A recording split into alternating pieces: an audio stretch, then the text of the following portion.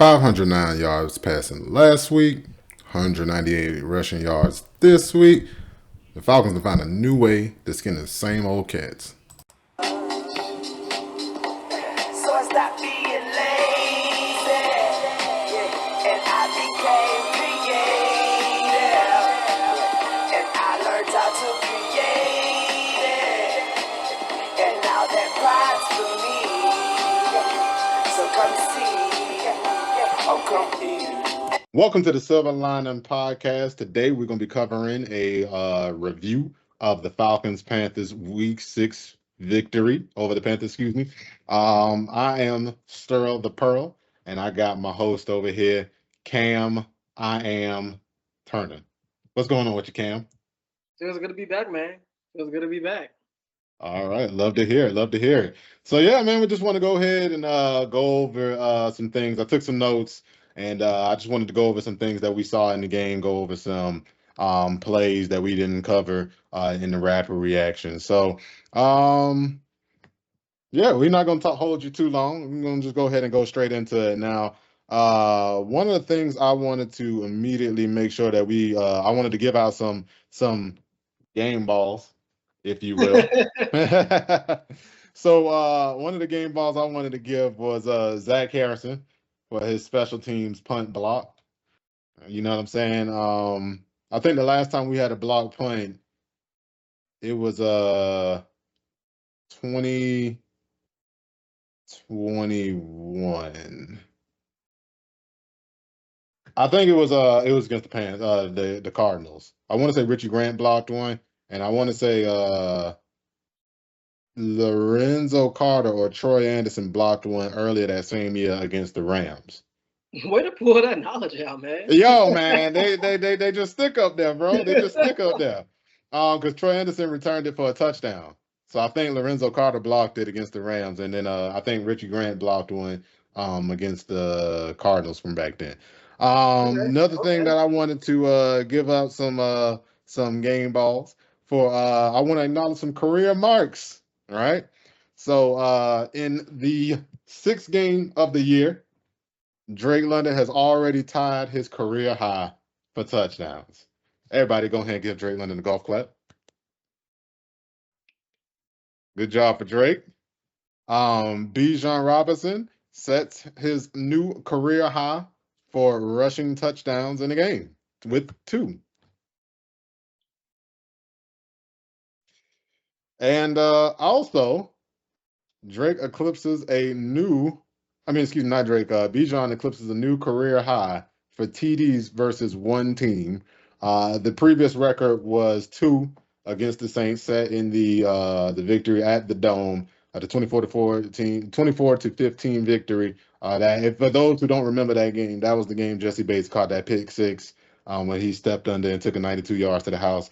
Bijan had 2 touchdowns. That was the most touchdowns he had in a game versus one opponent. He had 2 rushing touchdowns, and with the receiving touchdown he caught in the game opener against the Panthers last year, that is 3 career touchdowns versus one team. Good job for Bijan as well. Also, want to go ahead and shout out the O-line. I think we all know Raheem said it in his post in the locker room with the team. Anytime you rush for 200 yards or almost 200 yards, we know they rush for 200 yards, but the kneel down, which is a stupid thing, by the way. Kneel down should not be taken away from rushing yards.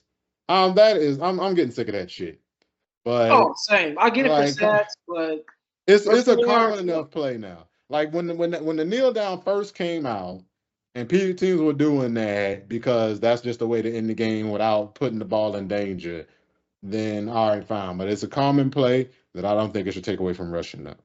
So, but yeah, anytime your team rushes for that many yards, got to give a game ball to the O-line, right? So, golf clap. All right. So, some plays I wanted to talk. Well, some things I want to talk about. How you feeling about Kyle Pitts' usage nowadays? I think, and we talked about this earlier. You got to use what ingredients you have, and Zach is starting to figure that out. He's like, hey, Kyle Pitts is good on deep routes. He's fast as shit, and he gets open. why don't I pass him the ball when he's doing things like that? And that's what he started doing. And we're starting to see that progress week to week. And Kyle Pitts' role is starting to grow, starting to expand a bit. And I'm loving it. I'm loving how we're using him, getting him active. We're spreading the ball around. This offense is starting to look potent, man. So let me ask now, and I'm just bringing this up because I got my thoughts. I'm gonna go ahead and let you speak first. Now, um, Kyle Pitts had a little goal ball to the top that Kirk tried to throw his way, and he gave up on his route a little early.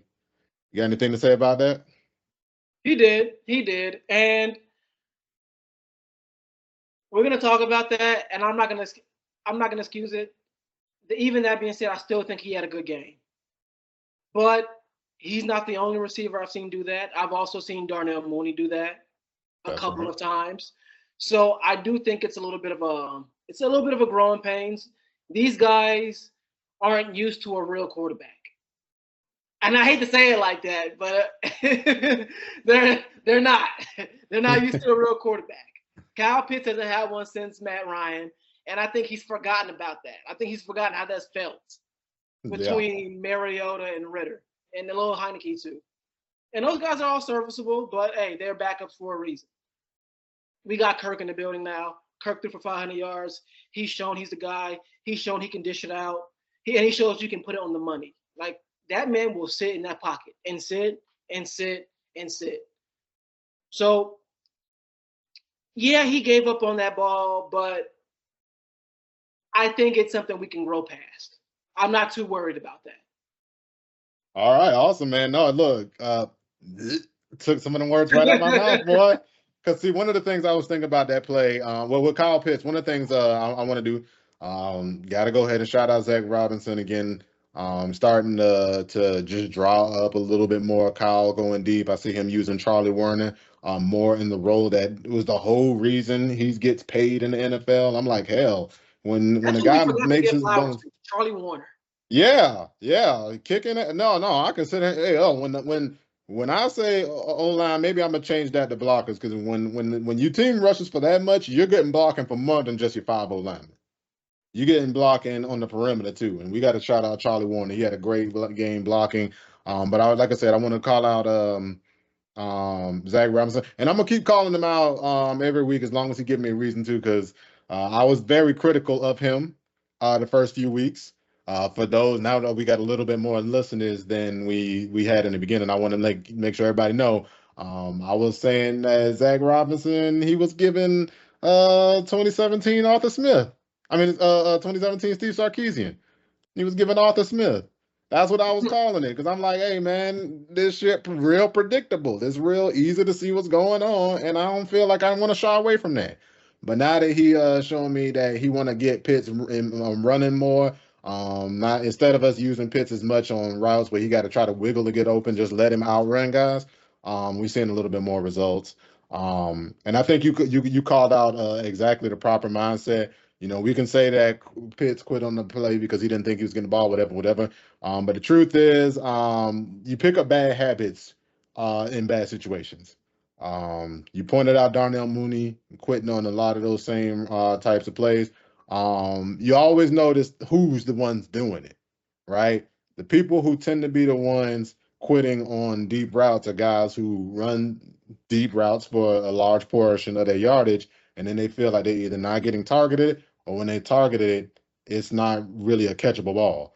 People forget, I remember people were way overreacting to that separation stat where they was like Kyle Pitts got 0 yards of separation. And I'm like, look at the yards, look at the routes he's being run. Of course he's not getting separation when the routes like basically keep his defender right next to him the whole route, and then he's not using his specific trait that gets him open the most.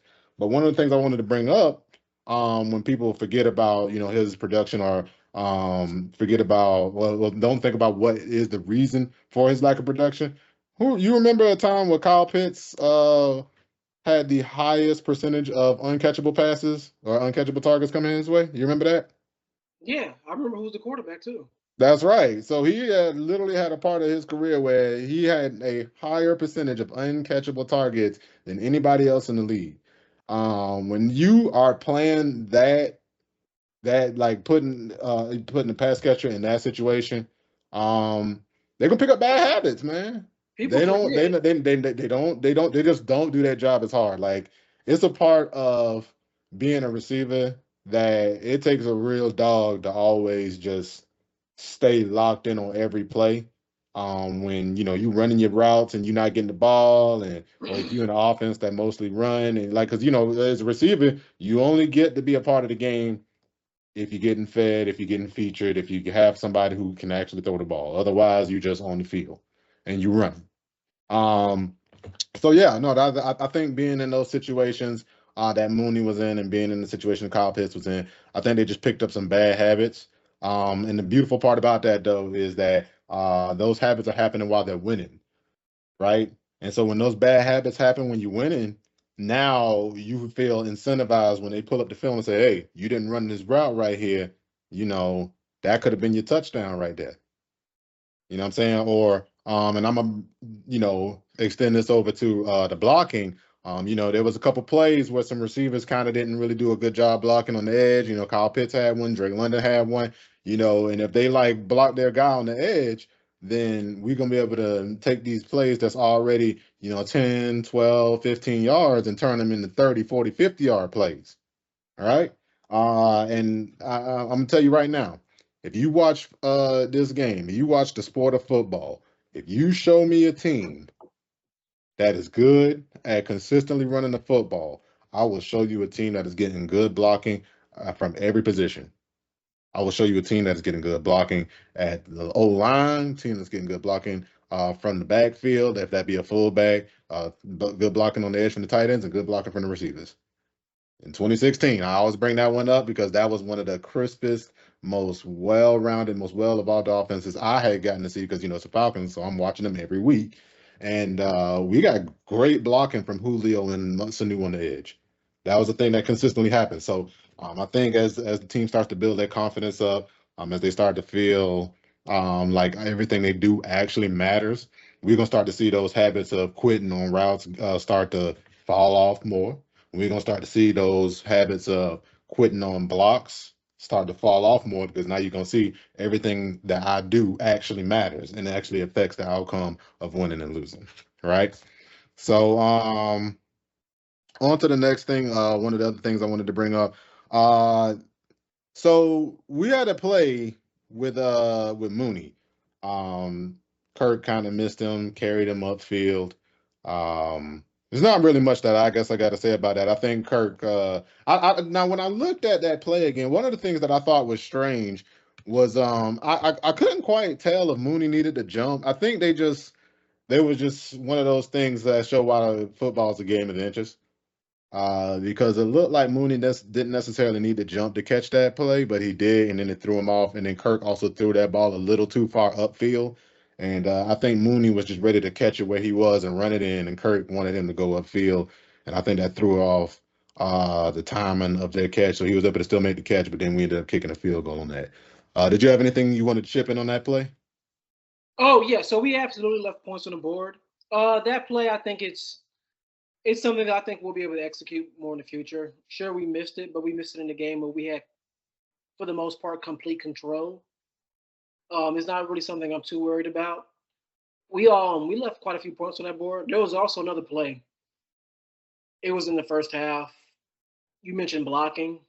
Bijan had got a he had broke off a pretty good run, and all he had to do was get off one more block. He needed one more block, and it was I wouldn't say necessarily say Drake missed it because he got a pretty solid block, but if he would have really sealed that block, it would have been a touchdown. So, like you said, it's a game of inches. There are little things we got to pick up on, but as a whole, I'm liking the trajectory. I'm liking the direction the offense is going. Zach Robinson is finally finding his flow. Kirk is finding his as well.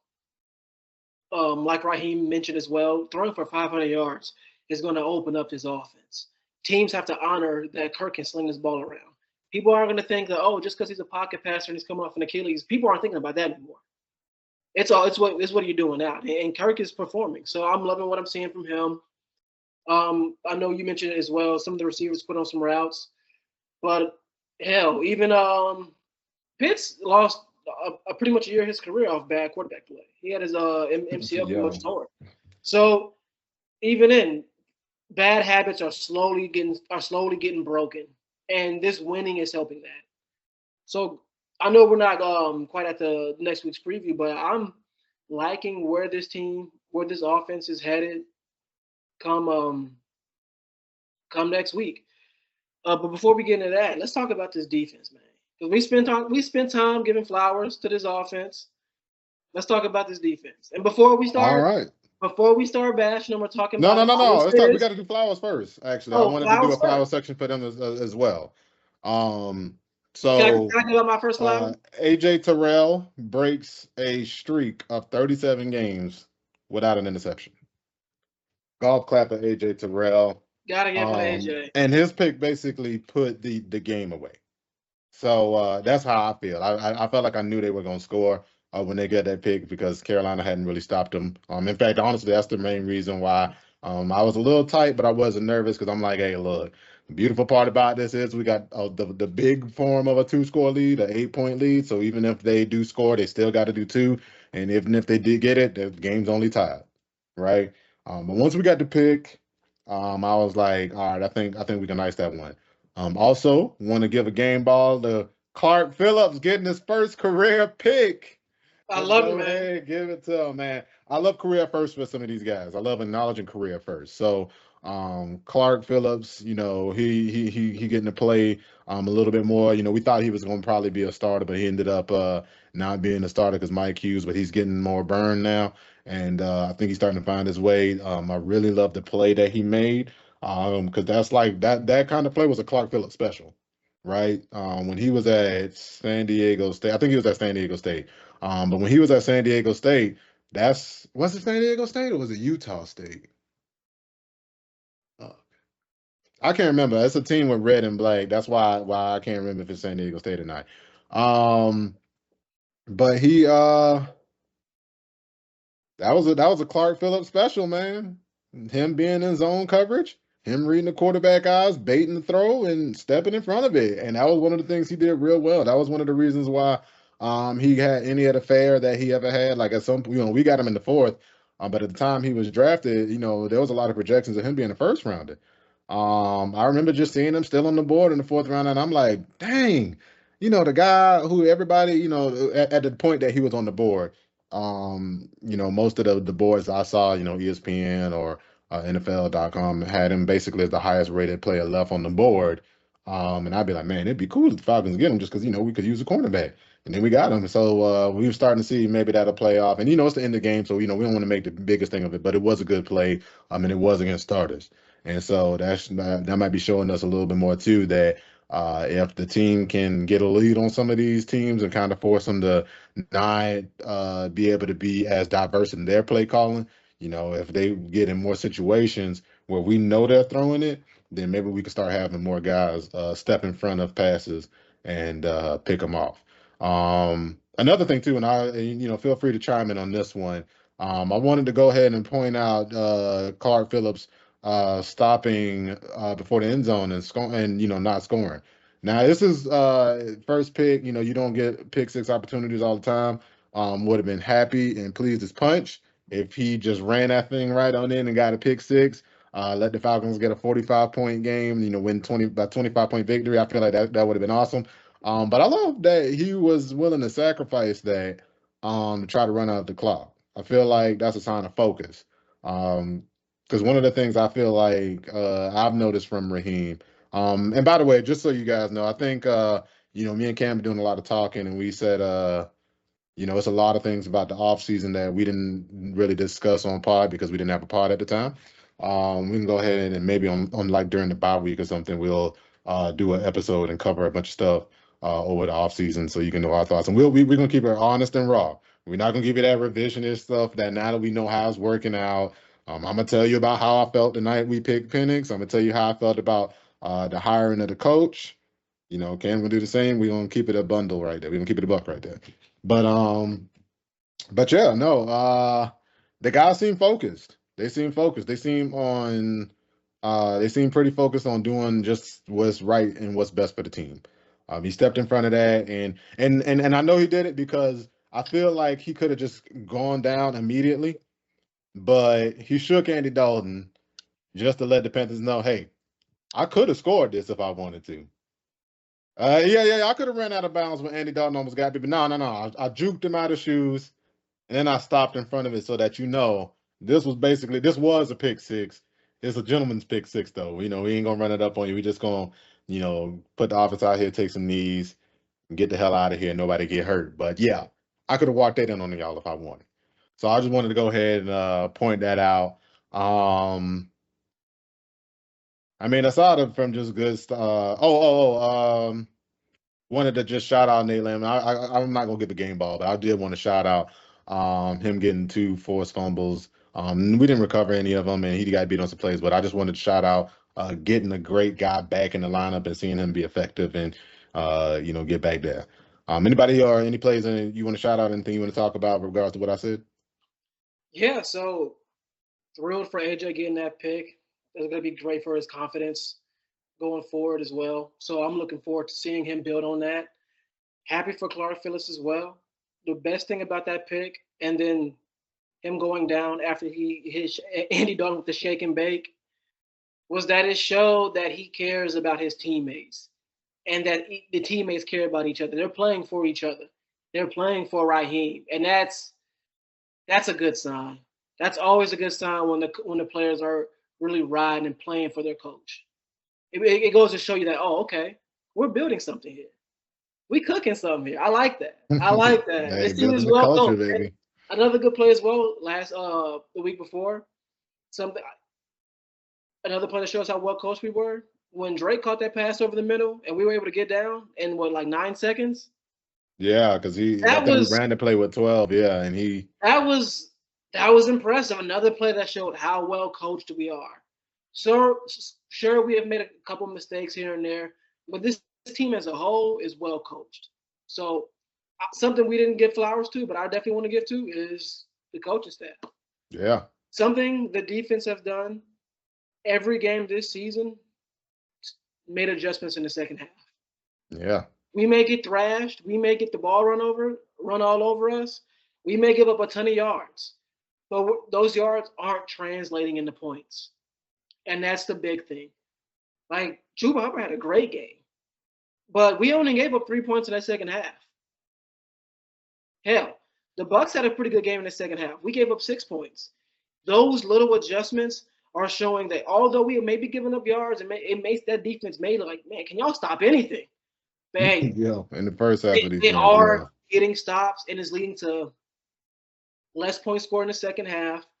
And our secondary is making plays when it matters. If it's Jesse, Clark, AJ, Justin Simmons, our secondary is making plays, man. And I'm making up for the fact that we have a lack of a pass rush right now, and our run defense could use a little bit of work. So, like you mentioned before, you got to cook with what you got. And right now, our coaches are cooking with what they got on both sides of the ball. So, flowers to them as well.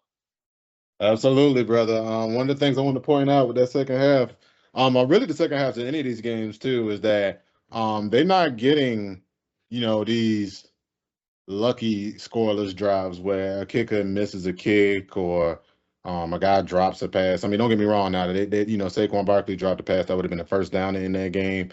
And I know they said the refs missed the face man. The refs missed the face mask against the Bucks. But I mean, that to me, that one, I'm like, well, the holding was a legit call, so it's not like they missed the call and gave the Falcons a call that didn't exist. So it's like whatever. But I'm not looking at these and saying that they're getting lucky blanking. I'm like with the Panthers, they got a stop on a fourth down stop too. So they got a fourth down stop and 2 turnovers, and I think they forced a few punts too. So somehow, despite how soft they are in the first halves of these games, they are able to put on a little more pressure in the second half, and also stop the things that they're doing well. Now the Panthers are still able to run the ball a little bit. If these games stay close, I'm a little bit more concerned about that. I'm a little more concerned if we fall behind. Gotta admit, I think we gotta maybe alter the strat a little, right? I think we gotta at least let some of these teams show us they can threaten us before deciding we're gonna play all the way off like that. Because I know with the Deontay Johnson touchdown, it's easy to look at that and say AJ Terrell got beat.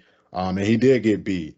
But AJ Terrell was playing almost 10 yards off the damn ball. I'm like, Deontay Johnson got to get a full head of steam sprinting at him before he made his cut. I'm like in real time. I almost, maybe we'll start streaming games at some point. I don't know, but I know in real time I'm watching that play and I'm looking at how far off they are, and I'm like, Deontay Johnson about to score. Who gonna stop that? Because I'm God like, yeah, himself that's gonna what I'm stop somebody saying. running full speed like that. Like, nah, Come man, I on. don't like that at all. Like, especially at the goal, like in that situation, I'm like, look, the goal line is not a new first down marker. You need to be playing them tighter than that. You know what I'm saying? If he's because I look. I don't want to harp on it too much, but sometimes I think we are playing too soft, and it makes it. And I get kind of what we're trying to do, right? So the Falcons, they've given up the least amount of explosive plays out of any team, in the NFL this year, right? But when we look at what's happening in lieu of it, it's like, well, duh, we overselling on that and giving up everything else, right? And so the part of the reason our pass rush is looking bad it's because one, they are bad. Let's not beat around the bush. Not about to sit here and try to sell you that the pass rush is good and it's the secret, the best kept secret this side of the Mississippi. That ain't what's happening here.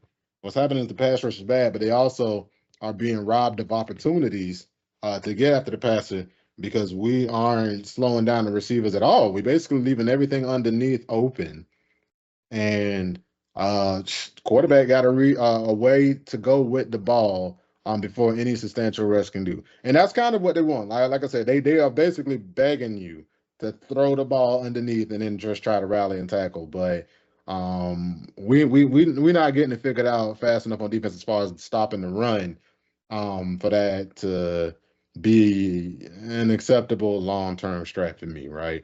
I think it's something now. I think we can do that even we something got to get right. We either got to get a better pass rush or we got to get better at stopping the run. It got to be one or the other.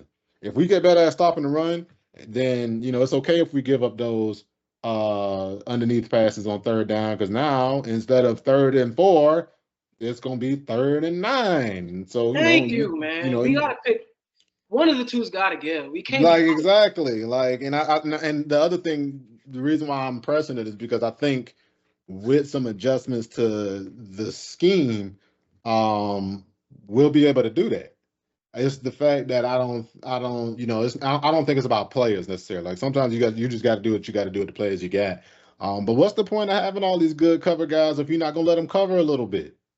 Don't get me wrong. I know that they can get beat. Like boy, Antonio Hamilton, boy, that boy was he was marching to the beat of his own drum because he was getting beat like one. That's all he was hearing, man. But that's a backup. That's the I'm like, damn, if ever there was a time for you to not put a guy 1-on-1 in man, that was the time.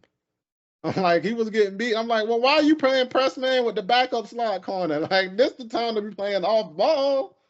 But yeah, man, like if you got good guys in coverage, man, go ahead and let them guys cover and let that pass rush get a little more time to get there. Blitz a little bit more. But I think now that Troy Anderson's starting to come into his own, now I don't know if he's gonna be able to repeat the performance he had against the Saints, but I think if he does repeat the performance he had against the Saints, um, I think our linebacking crew might be pretty formidable with the things that they can do, Oh, right? absolutely. Like, because Troy showed me a lot in that Saints game because of the way he was. Because I always said that with Troy, his biggest issue it's just that he is so far behind mentally, his athletic traits are starting to look slow. But I would keep noticing that he was just like a couple steps away from making some of these plays. He doesn't know what's coming. Everything is him reacting. And I felt like for the first time against the Saints game, I'm like watching him put the ball snap, a second go by, he moving.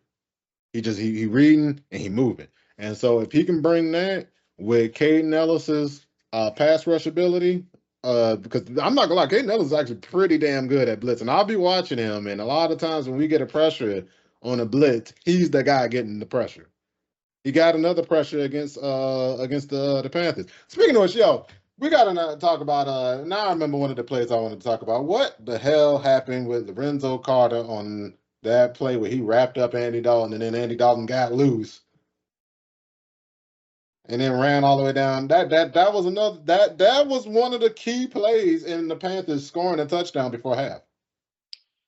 That matter of fact, that was not one of, that was the key play on that drive.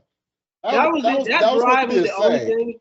That was supposed to be a sack, make them 2nd and 17, 2nd and 18, and then maybe we probably holding them to a field goal. You know what I'm saying? But that play spoiled the whole drive for us defensively. That drive is the only thing that really pissed me off about that game. Like as a Yeah. whole, I liked how we played as a team. We got a bend don't break defense. I've come to accept that, but we make plays when we have to. But that drive before half, giving up 7 points like that, ooh, that shit pissed me off. All right, Hey, man. we made adjustments in the second half. Hey, Lorenzo Carter, he missed out on that sack, but I that's 90% him, 10%. If you bring a quarterback to the ground, it's gonna be a flag. So maybe he didn't want to like. I've seen it in other games as well. I saw the exact same situation in the Green Bay game where Jordan Love could have got a safety, but the DN let him go because he didn't want to like slam him to the ground and get a Yeah. flag. It was a third down too. I mean, it worked out for him, but I get why you wouldn't want to. Hey man, look, I know some dudes, Lorenzo might get spared a little bit this year, but I'm like, hey, look, we getting time of the year where the players got to play. And what I Oh, mean for by sure. that is like the best, but the cream will rise to the top. Oh yeah. Hey man, it's time for the cream to rise to the top, man. Look, if Lorenzo Carter ain't getting it, man, I'm ready to see James Smith Williams get some more reps out there. You know what Oh, I'm for saying? I'm sure. ready for hey, just leave our Epicady out there. Let's see what D'Angelo Malone do, man. That ain't getting it. Contavious Street, brother.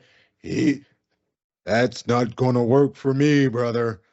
Had to whip out another wrestling reference for them boys because Hey, I'm we're gonna like, have to make hey something man, happen, man. Because it's time. It's just time to see what some of these other guys can do. You know what I'm saying? Because I'm like, look, if they ain't giving us no, because my thing is, at some point you do have to look at the results and say, all right, we got to at least try something different, right? So, I know you might say, all right, this guy is better than this guy right now, or whatever, right? The coaches in practice, they get to see them every day. We just seeing them on game day, and so we reacting to a smaller sample size than they reacting to, right? But like at the end of the day, you got to put on the film and say, hey, man, Lorenzo Carter might be better than James Smith Williams in practice, but what the fuck James Smith Williams, I mean, what Lorenzo Carter doing in the game ain't it. Ain't it. We got to at least see if some of these other guys are worth it. We got to at least see what Dorless do, out there. Just see what we got. mm-hmm. All right. But overall, you know, I love having these conversations after a W. Man, it's been a long time coming. 3 straight wins, 3 straight That's right. division dubs, top of the division. Looking All forward to right. next week, man. I think we've touched pretty much everything I wanted to talk about, except for the fact that the Falcons' run game is improved. Because I think it's Raheem Morris, when he was asked about it, he said, it's easier to run against 7 than it is against 8. He didn't say it like that, but that's how I say it. But yeah, good job, Kirk, and good job, Zach. That's building off of them, and that's how your offense get good. They just build off each other, and then teams start being able to they start having a hard time figuring out how they're going to defend you because they know you can do it all the ways. They know you can get it done. All right. Um, we about 33 minutes in. I think that's a good point to wrap it up without us spoiling, our preview for next week. Because next week it turns out we are hosting. Me and Cam talked about it after recording. But yeah, we are hosting the Seahawks. Also had a friend on Reddit pointed out. Thank you for that, sir. But yeah, we're gonna be hosting Seattle. Don't want to spill too much about what we're gonna talk about from that game, but I think we still got a lot more positives we can carry from this game into that game. Definitely looking to talking about that game. Looking forward to talking about that game. But we will do so when the time is to do so. Cam, anything you want to say before we get out of here? Hey man, enjoyed my Falcon Monday to the finest. Looking forward to this upcoming game this week. Get ready for the preview. All right, sounds lovely. Well, it's been good speaking with you guys. If you enjoyed the content, please like, subscribe, and leave a comment. You know, we love adding on and everything. Matter of fact, just because I don't like them and they having a rough week, go ahead, type "fuck the Saints" or FTS in the comments or something, man. Just cause, just cause. I don't care that we. Who cares that we ain't played the Saints? Who cares? I don't care. Fuck the It's Saints. always a good week to say fuck. Always. All right, man. We signing off. Peace.